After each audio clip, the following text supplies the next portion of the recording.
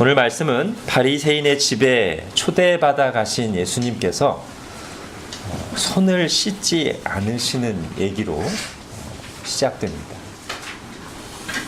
제가 3년 전에 방글라데시 갔을 때 방글라데시 목사님 댁에 가서 식사를 했는데 식사를 하기 전에 조그만 그릇에 물이 약간 담긴 채로 이렇게 나옵니다. 그래서 뭔가 했더니 목사님과 사모님이 거기에 이렇게 오른손을 담가서 이렇게 살짝 씻어요. 인도와 방글라데시는 손으로 음식을 먹기 때문에 위생상 그렇게 하는 것이죠. 또 중국의 어떤 식당들에 가면 식사 때 사용하는 모든 식기들, 컵, 밥그릇, 국그릇까지 해서 이렇게 하나로 딱 쌓아놓고 있어요. 그리고 이제 식사를 시작하기 전에 물을 거기다 이렇게 쭉 부어서 이렇게 흘러 넘치게 합니다. 옆에는 쓰레기통 같은 물통이 있어서 그 물을 이제 다 버리죠, 거기다가. 이거는 또 위생상 공공 식당에서 사용하는 식기들과 그릇들을 씻어내는 거죠. 자, 아마 오늘 본문에 바리새인 집에 식사 초대를 받으신 예수님 앞에도 그런 종류의 세팅, 그런 물이 나와 있었을 것 같아요. 그리고 바리새인은 당연하다는 듯이 그 물로 자신의 손을 깨끗하게 씻었습니다. 그런데 예수님이 손을 씻지 않고 가만히 계시자 오늘 38절에 보니까 바리새인이 그걸 보고 이상하게 여겼다. 여러분, 당시 바리새인들에게 있어서 손을 씻는 것은 아까 제가 위에서 예로 든 거와는 달리 단지 위생의 문제가 아니었습니다. 그것은 신앙 전통이었습니다. 일종의 종교적인 정결 예식이에요.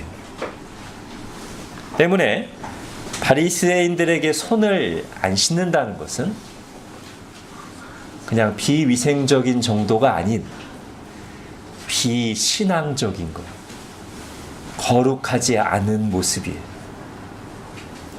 자, 그것을 어느 정도 짐작하게 해주는 본문이 여러분 핸드아웃에 마가복음 7장입니다. 제가 읽겠습니다. 바리새인들과 또 서기관 중 몇이 예루살렘에서 와서 예수께 모여들었다가 그의 제자 중 몇 사람이 부정한 손, 곧 씻지 아니한 손으로 떡 먹는 것을 보았더라. 바리새인들과 모든 유대인들은 장로들의 전통을 지켜 그들의 신앙 전통을 지켜서 손을 잘 씻지 않고서는 음식을 먹지 아니하며 또 시장에서 돌아와서도 물을 뿌리지 않고서는 먹지 아니하며 그 외에도 여러 가지를 지켜오는 것이 있으니 잔과 주발과 놋그릇을 씻음이러라. 이에 바리새인들과 서기관들이 예수께 묻되 어찌하여 당신의 제자들은 장로들의 전통을 준행하지 아니하고 부정한 손으로 떡을 먹나이까. 여기서 이 부정한 이것은 비위생적인이 아닌 종교적으로 또는 도덕적으로 깨끗하지 않은, 경건하지 않은, 거룩하지 않은 그런 뜻입니다. 그래서 바리새인들이 예민하게 반응하면서 제자들을 비판하는 것이죠.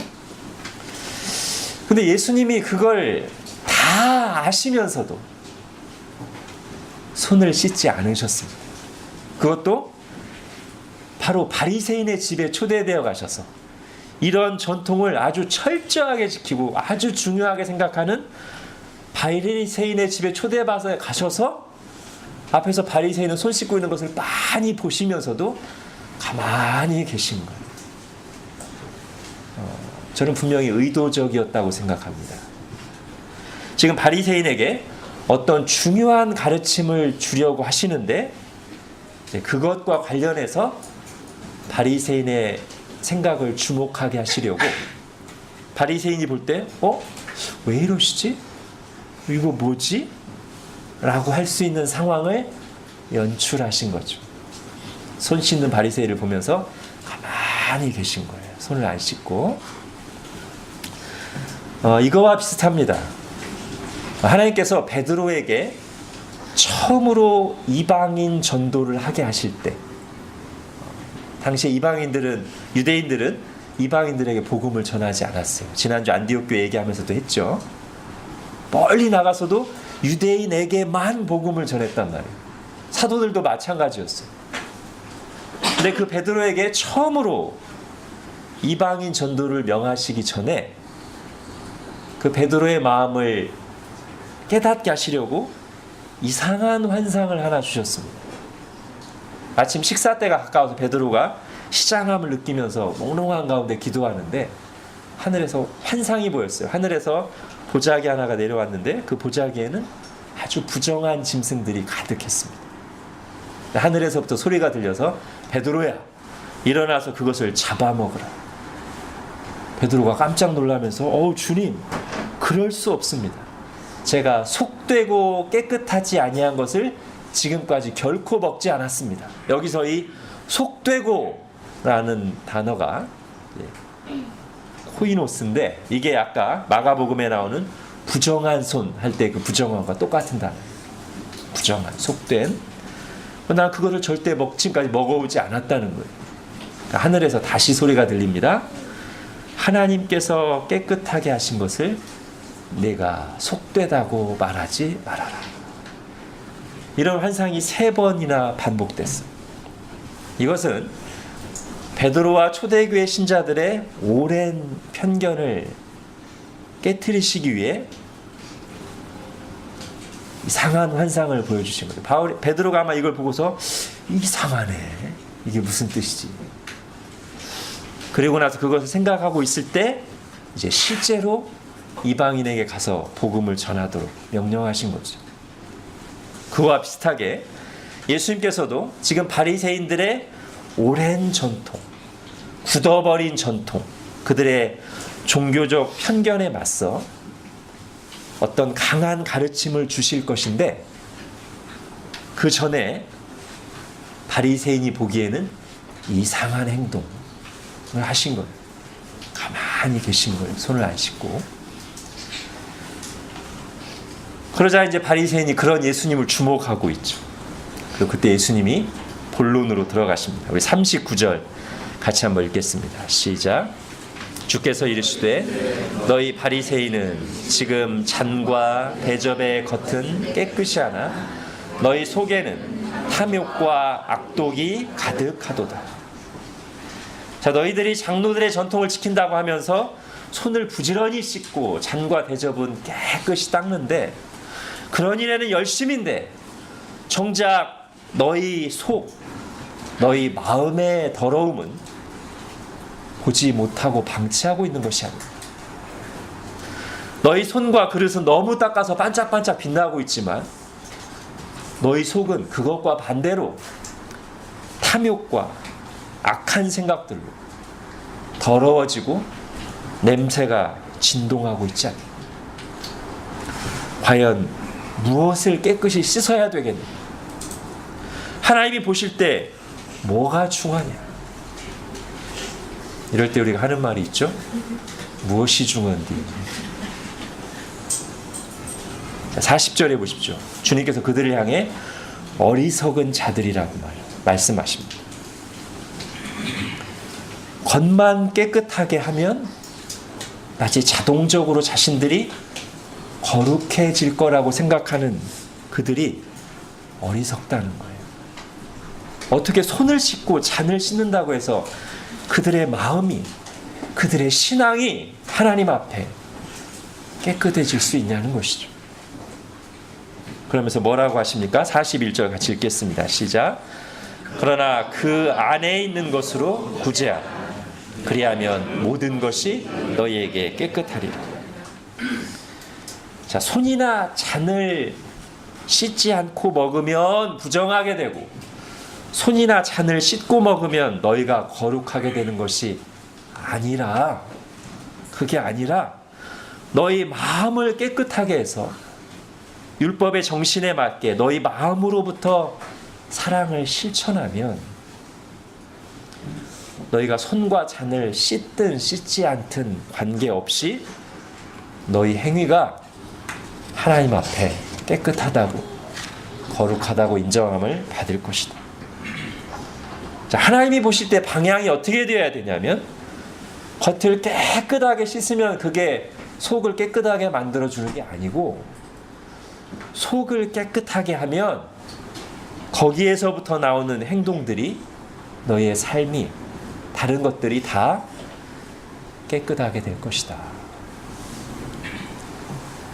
자, 마태복음 23장에서 그거를 분명하게 말씀하십니다. 같이 읽겠습니다. 시작. 눈먼 바리새인이여 너는 먼저 안을 깨끗이 하라. 그리하면 겉도 깨끗하리라. 이게 바른 방향, 바른 순서란 말이에요. 자, 이어서 42절에서 하시는 말씀은 겉과 속에 대한 말씀으로 시작해서 이제는 율법의 정신과 행위에 대한 문제로 넘어갑니다. 자, 이것은 방금 앞에서 말한 것과 조금 차이가 있습니다. 어떻게 차이가 있냐면 손을 씻고 안 씻고는 사람이 정한 것이지 하나님의 율법에 명시된 계명은 아닙니다. 반면에 지금 42절에서 다루고 있는 것은 하나님이 명령하신 율법의 행위에 대한 것입니다. 더 중요한 것은 손을 씻고 안 씻고는 방금도 말씀드렸듯이 우리 마음의 깨끗함과 아무 상관이 없습니다. 우리의 신앙과 직접적인 연관이 없습니다. 그러나 42절에서 말씀하시는 율법의 정신과 행위의 관계는 그렇지가 않아요. 율법의 정신과 행위는 서로 긴밀하게 연결되어 있습니다. 그러므로 주님께서 이렇게 말씀하십니다. 42절을 같이 읽겠습니다. 시작. 화 있을진저 너희 바리새인이 너희가 박하와 운양과 모든 채소의 11조는 들이되 공의와 하나님께 대한 사랑은 버리는도다. 그러나 이것도 행하고 저것도 버리지 말아야 할지니라.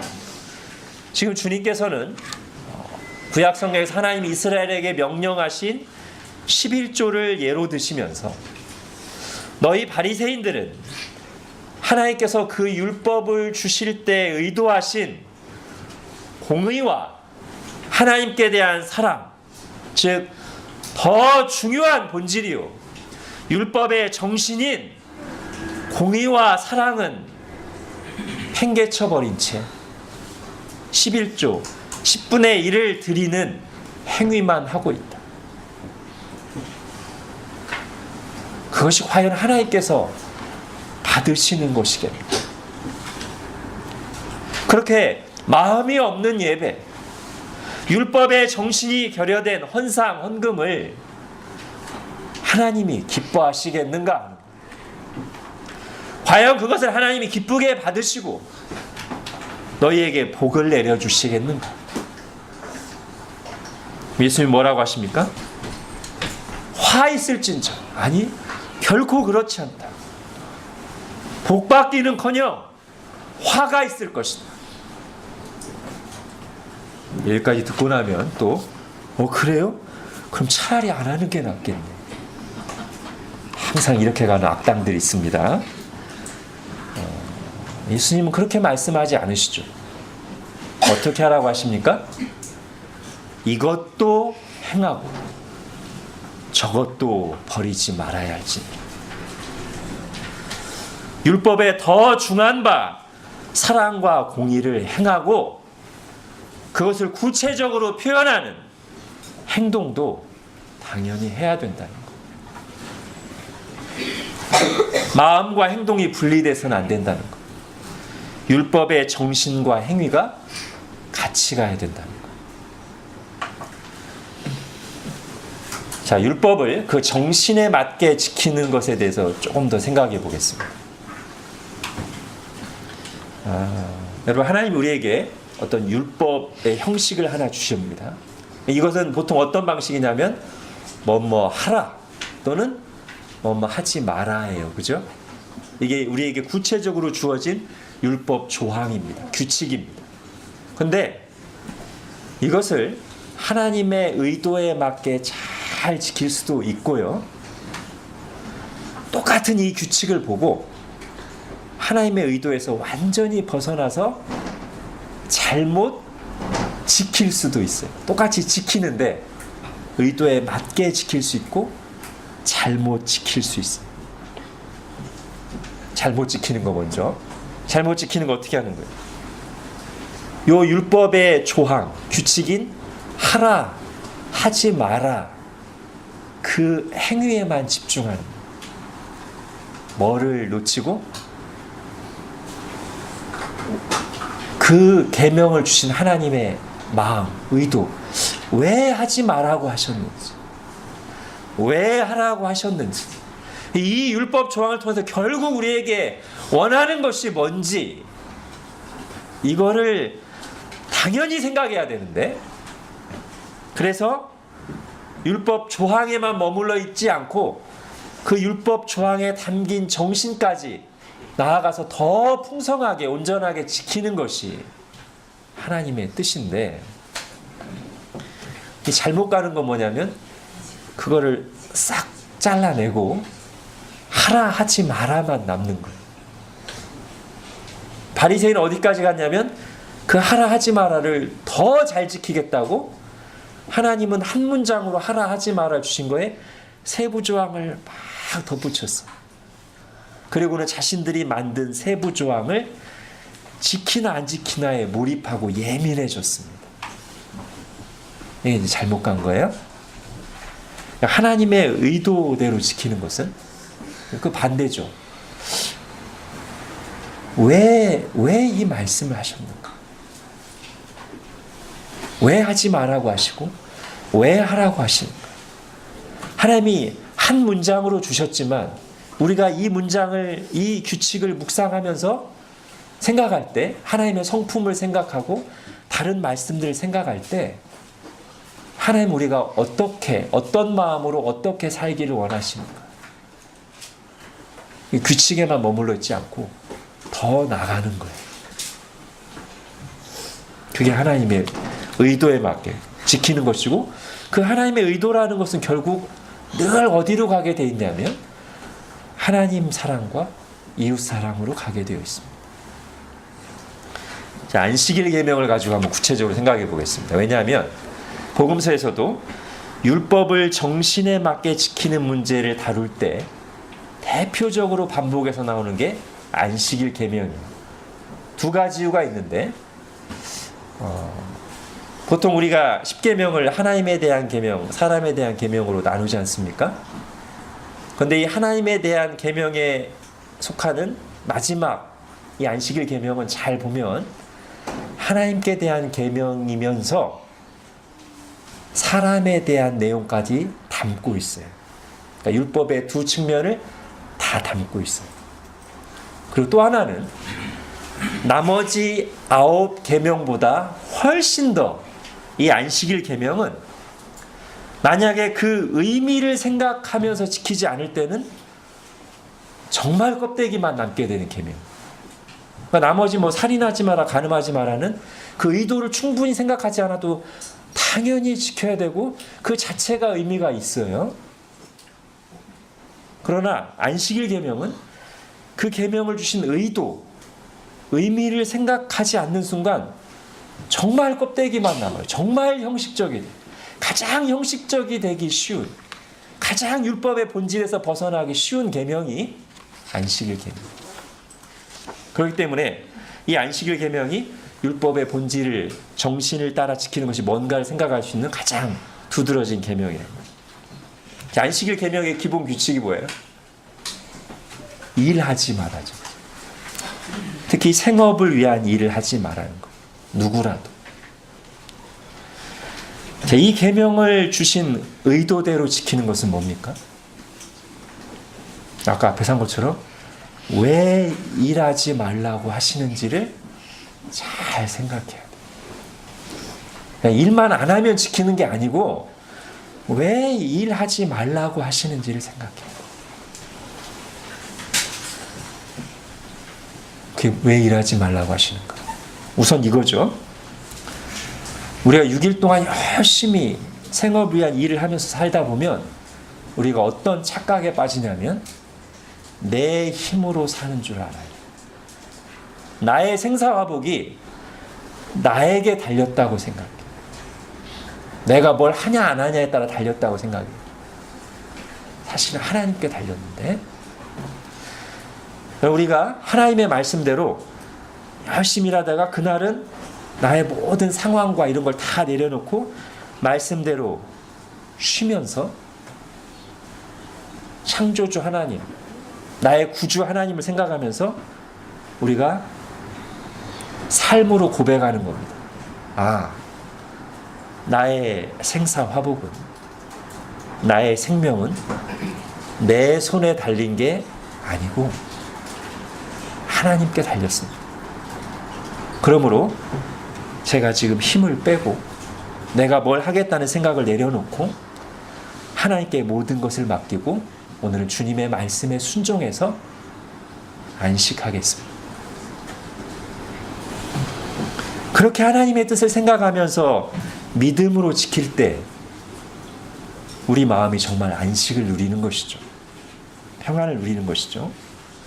동시에 이 계명을 잘 보면 이 계명 속에는 그렇게 안식일 계명을 지킬 때 나만 안식하는 게 아니라 나의 집안의 자녀들도 쉬게 하고 나의 집에서 일하는 종들도 하인들도 쉬게 하라는 말씀이 분명히 명시되어 있어요. 그걸 통해서 하나님의 마음은 안식일 계명을 비롯한 율법을 주신 하나님의 마음은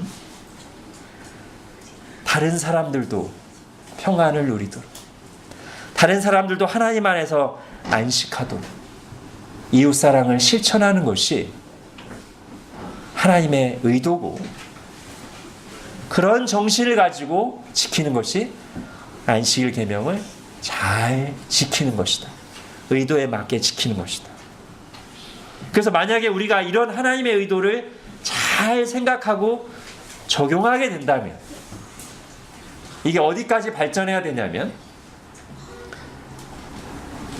안식일에는 하나님의 말씀에 순종하여 모든 일을 내 일을 내려놓고 쉼으로써 하나님 사랑과 이웃 사랑을 실천한 것과 같이 나머지 6일 동안에는 열심히 일하면서도 똑같은 정신과 믿음, 어떤 정신과 믿음이죠?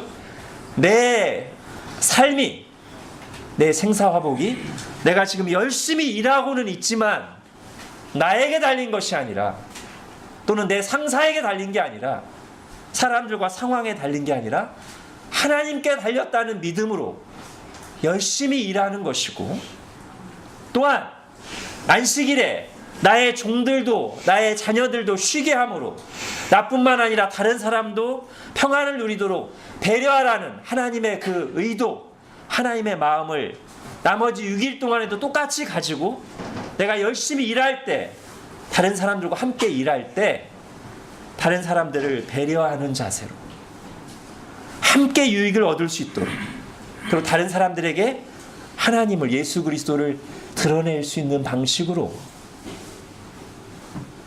일을 하는 것이 그렇게까지 적용하고 발전시켜 나가는 것이 안식일 계명을 하나님의 의도대로 지키는 것이고 율법을 그 정신에 따라 지키는 것이란 말이죠. 근데 바리새인들이 이런 것들을 다 놓치고 팽개치고 하라 하지 말아야만 집착해서 하나님은 이렇게 한 문장으로 주신 안식일 계명을 몇백 개의 세부 조항을 만들어요. 그 중에는 어떤 것도 있어요? 어디까지가 일이고 어디까지가 일이 아닌지를 다 나눠가지고 글자를 한 글자 쓰면 일하는 게 아닌데 글자를 두 글자 이상 쓰는 순간 일한 것이 되어 안식일 계명을 어긴 거. 글자를 또 한 글자 지우면 일하는 게 아닌데 글자를 두 글자 이상을 지우개로 지우는 순간 일한 게 돼가지고 안식일 계명을 어겼다고 정죄할 그런 상황에 오게 되는 거예요. 거기에 막 예민한 거예요. 판단한 거예요.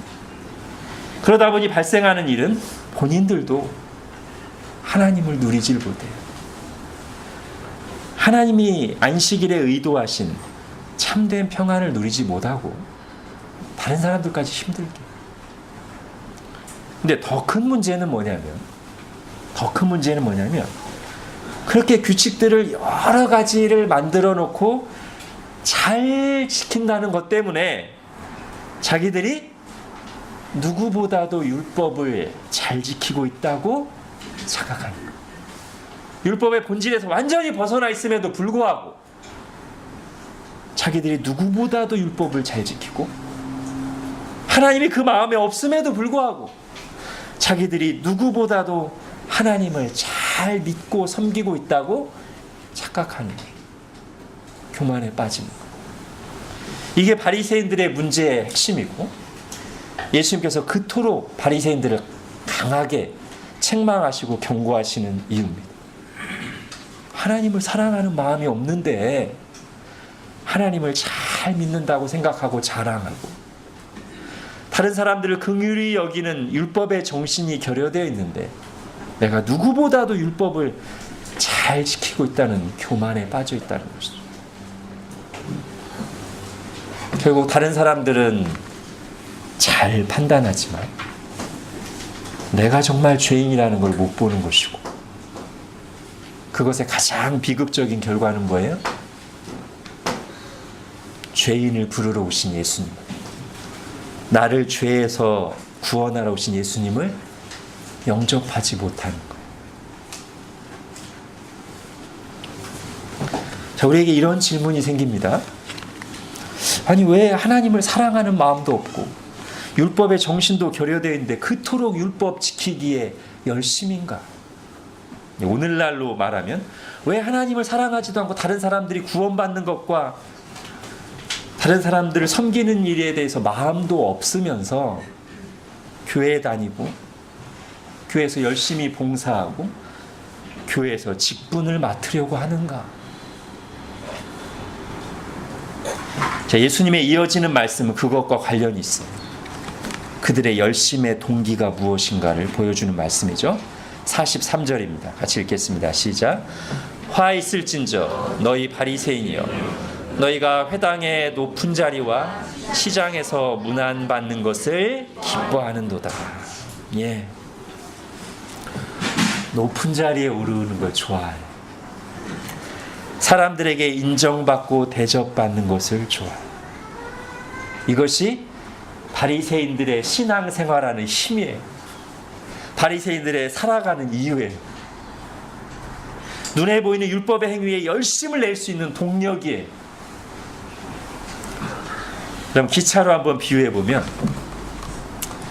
앞에 기관실 있고 기관실에서 나오는 동력으로 나머지 뒤에 객차가 이렇게 다 가잖아요. 이 기관실이 말하자면 동기예요. 동력. 신앙생활을 하는 마음, 사랑과 믿음이겠죠. 쉽게 말하면.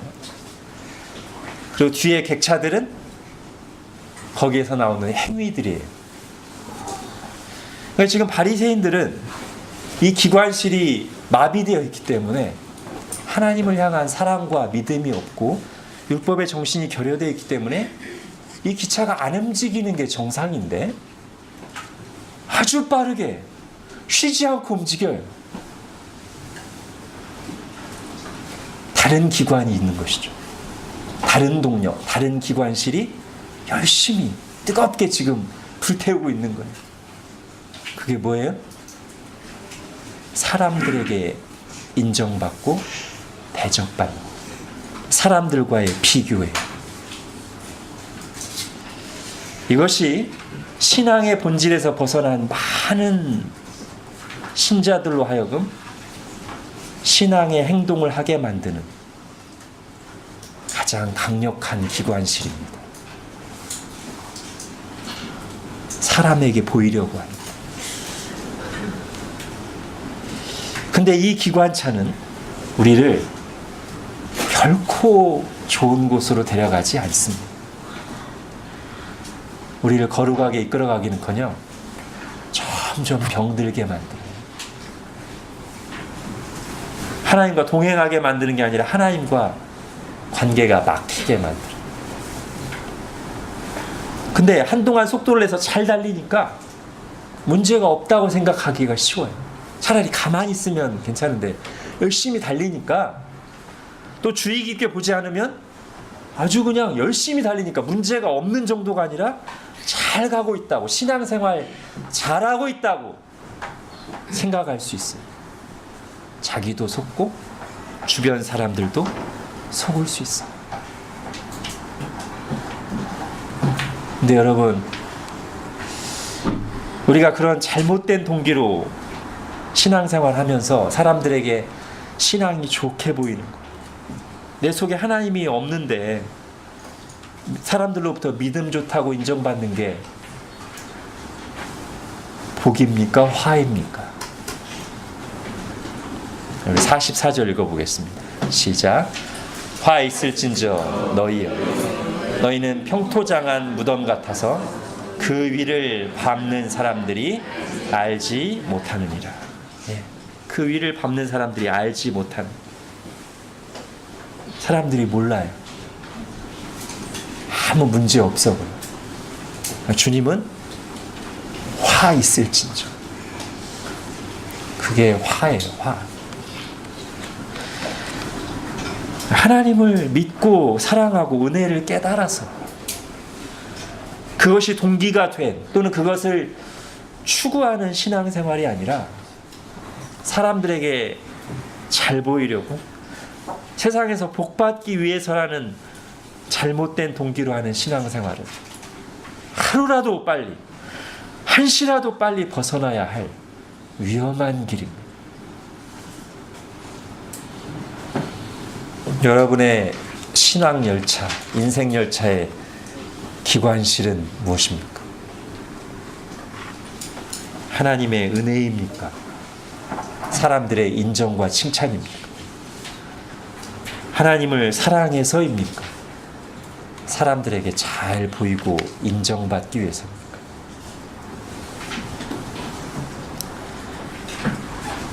이제 하나만 더 보고 마치겠습니다. 여러분, 이 44절의 말씀을 잘 보면 제가 볼 때는 39절과 짝을 이루는 것으로 보여요. 예수님의 말씀 처음 시작이 39절이고 끝이 44절인데 마치 수미 쌍관처럼 39절에 나오는 잔의 대접과 겉은 깨끗함, 이것은 44절에 겉이 평토장돼서 평평한 것과 연결되고 39절에 그런데 속에는 탐욕과 악독이 가득한 것은 44절에 비유적으로 시체가 썩어가고 있는 무덤 속과 연결되죠. 근데 여러분, 이렇게 속에 가득한 탐욕과 악독, 또는 시체가 썩어가고 있는 것과 같은 무덤 같은 내면의 모습은 예수님이 바리새인들에게만 적용되게 말씀하신 걸까요? 비슷한 내용을 다루고 있는 마가복음 7장에 보면 주님께서는 이 마음속에 심히 부패함, 더러움을 바리새인들에게만 한정하시지 않고 모든 사람들의 마음이 그러하다는 것을 분명하게 말씀하셨습니다. 그럼 핸드아웃에 마가복음 7장 21절부터 보십시오. 같이 읽겠습니다. 속에서 곧 사람의 마음에서 나오는 것은 악한 생각, 곧 음란과 도둑질과 살인과 간음과 탐욕과 악독과 속임과 음탕과 질투와 비방과 교만과 우매함이니 이 모든 악한 것이 다 속에서 나와서 사람을 더럽게 하느니라. 그리고 이것은 성경의 일관된 가르침입니다. 예레미야에도 보면 유명한 구절 있죠. 만물보다 거짓되고 심히 부패한 것이 마음이라. 우리가 밖에서 보는 모든 더러운 것들, 화장실에 있는 거 막 똥, 구데기 이런 거보다 거짓되고 심히 부패하고 더러운 것이 사람의 내면이다. 사람의 마음.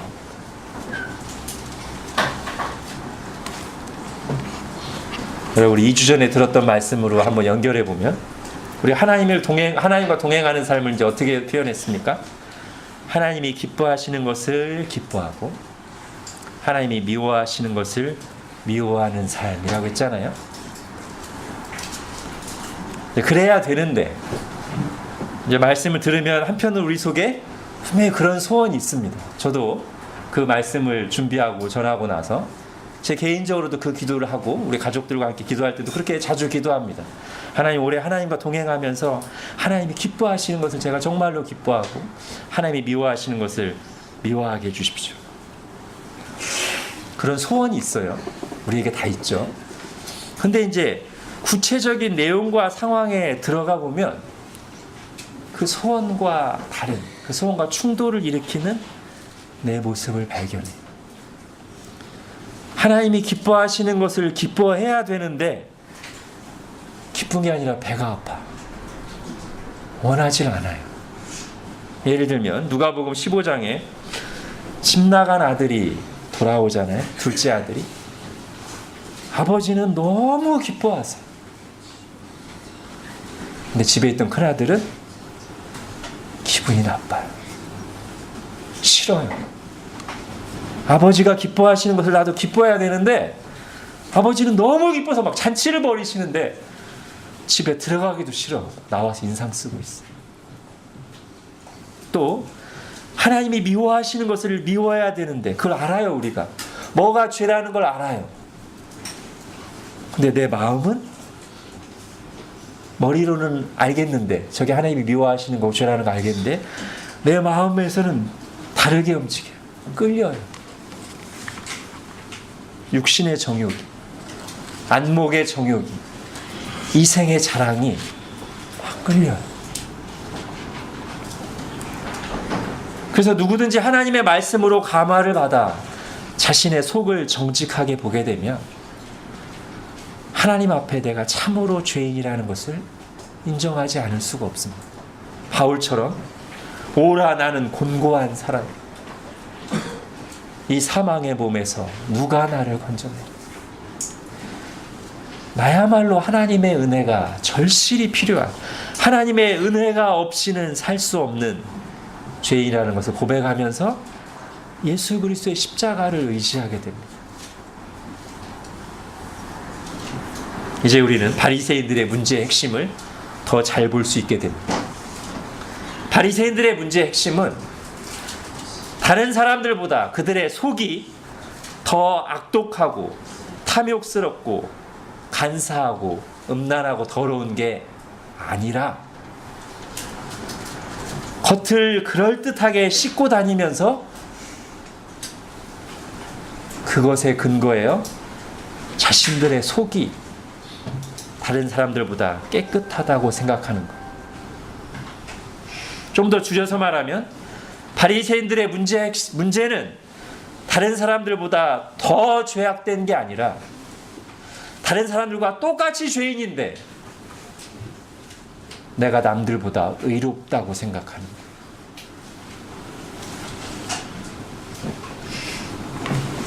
예수님께서 당시의 대표적인 죄인이었던 세리를 제자로 부르시고 함께 식사하시는 것을 보고 바리새인들이 보였던 반응이 그것이죠. 어찌하여 죄인들과 함께 어울리는가? 그때 주님께서 주신 답변이 바리새인들의 문제의 핵심을 정확하게 드러낸 말씀입니다. 우리 마가복음 2장 17절 같이 읽겠습니다. 시작. 예수께서 들으시고 그들에게 이르시되 건강한 자에게는 의사가 쓸데없고 병든 자에게라야 쓸데있느니라. 나는 의인을 부르러 온 것이 아니요 죄인을 부르러 왔노라 하시니라. 그럼 이 말씀에서 의인과 죄인은 각각 뭡니까? 남들보다 조금이라도 더 의롭게 산 의인이 아니에요. 남들보다 더 악하고 탐욕스러운 죄인이 아닙니다. 그렇게 되면 우리 예수님은 남들보다 의롭게 산 사람을 부르러 오신 것이 아니라 남들보다 더 추악하게 산 사람들을 부르러 온 분이시게요? 아니에요. 우리 하나님은 우리가 의롭게 사는 것을 좋아하십니다. 이 말씀에서 말하는 의인과 죄인은 뭡니까?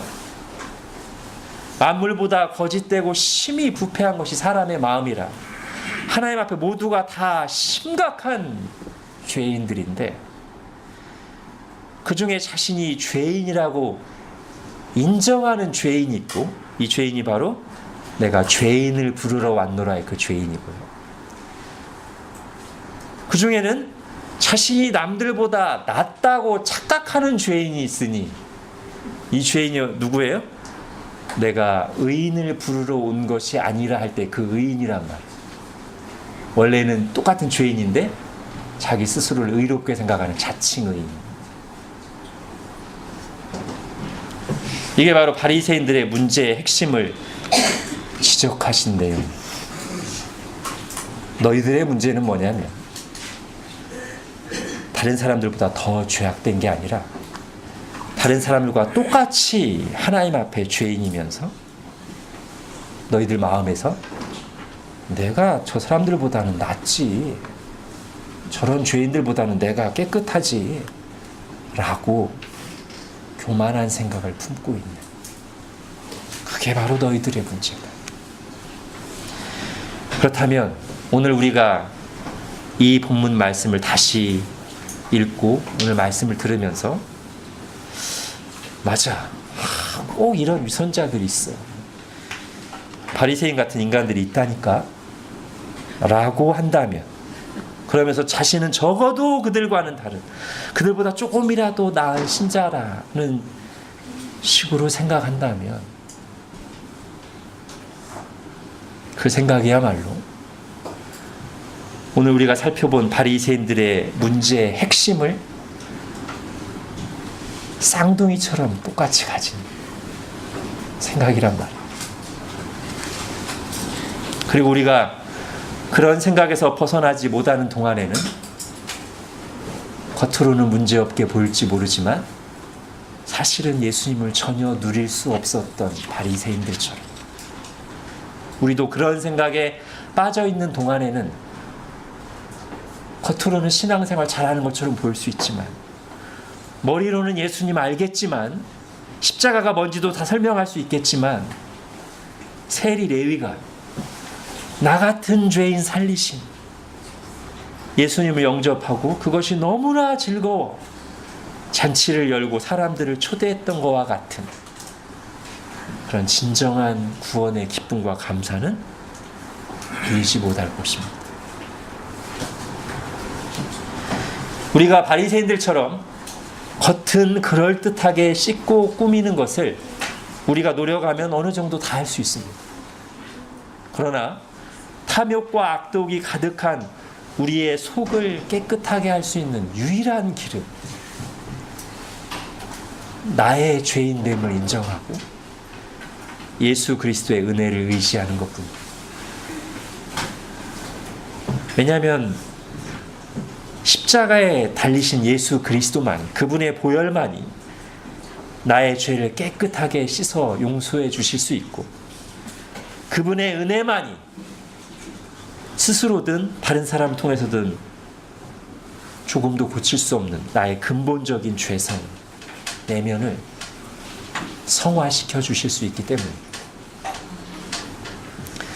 우리가 이것도 행하고 저것도 버리지 말라고 하시는 주님의 온전한 율법 실천 요구를 추구할 수 있는 최고의 방법은 우리 주변에 바리새인처럼 보이는 다른 사람들을 비판하면서 그들을 묵상하기를 계속하는 것을 멈추고 이것도 행하고 저것도 버리지 않으신 율법 실천의 완성으로서 나의 죄를 대신 짊어지시고 십자가에 달려 죽으신 예수 그리스도를 깊이 생각하는 것입니다. 기도하겠습니다. 하나님, 오늘 바리새인들의 모습 속에서 바로 나의 모습을 봅니다. 우리의 모습을 봅니다. 똑같이 죄인이면서, 그것도 보통 죄인이 아니라 정말 만물보다 심히 부패한, 하나님의 영원한 심판을 받을 수밖에 없는 죄인이면서도 다른 사람들을 비판하고 비교하면서 그래도 내가 그들보다는 조금 낫다고 생각하는 교만에 있어서, 그리고 우리의 신앙 열차, 인생 열차를 이끌어가야 될 유일한 기관실 동력이 하나님을 사랑하는 마음과 하나님이 베푸신 은혜여야 될 텐데, 거기에 사람들로부터 인정받고자 하는, 사람들에게 보이고자 하는 그런 불순물을 집어넣기를 잘하는 모습에서 우리의 모습을 봅니다. 하나님, 오늘 말씀을 들으며 참으로 이 말씀을 나 자신에게 적용하게 하여 주시고,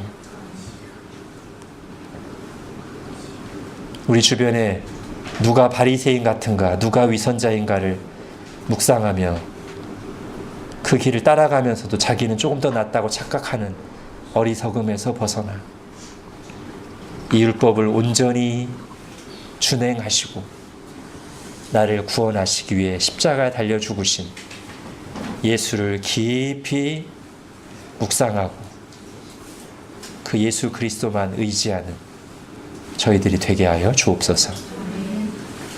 예수님의 이름으로 기도합니다. 아멘.